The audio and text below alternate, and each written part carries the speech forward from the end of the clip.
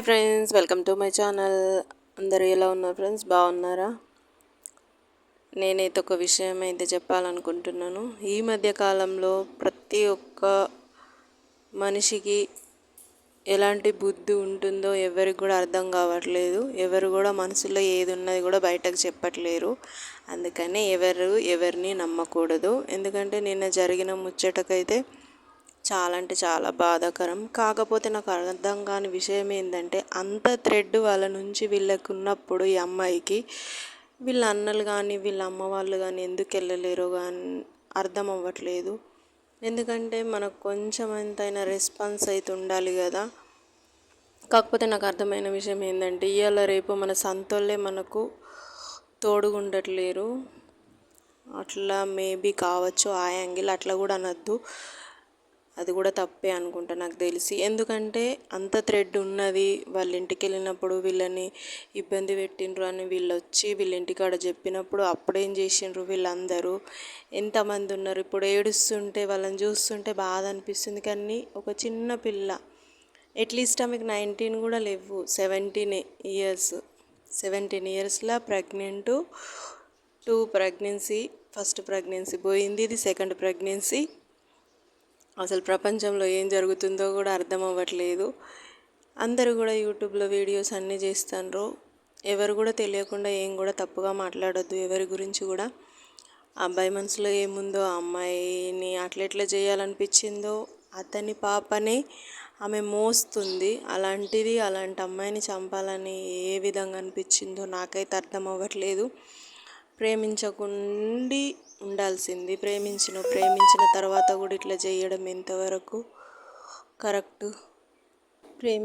నీకు ఇష్టం లేకపోతే వెళ్ళిపోవాల్సింది బ్రదర్. ఇట్లా చేస్తే నీకేమొస్తుంది? ఏం కూడా రాదు.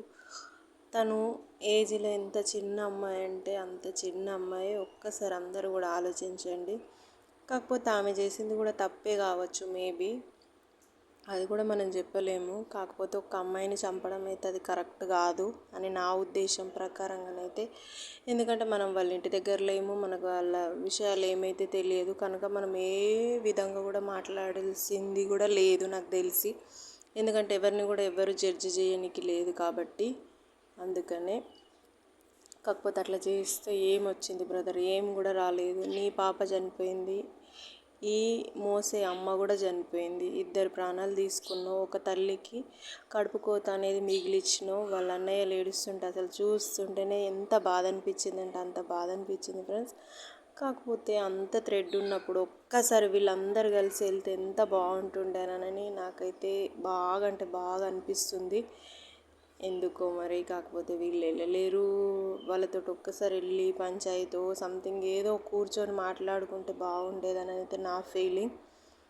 నాకు అనిపించింది అయితే చెప్తున్నా. నేనేమైనా తప్పుగా మాట్లాడితే క్షమించండి. కాకపోతే ఇలాంటివి చాలా అంటే చాలా జరుగుతుంది. అమ్మాయిలు అబ్బాయిలు ప్లీజ్ 1కి 10 సార్లు ఆలోచించుకున్న తర్వాతనే ఎలాంటి నిర్ణయమైనా తీసుకోండి. అంతేగాని ప్రేమించినాం కదా అని వెళ్ళిపోయి మీ పేరెంట్స్ని అందరినీ ఇబ్బంది పెట్టుకుంటా బ్రతకడం ఎందుకు?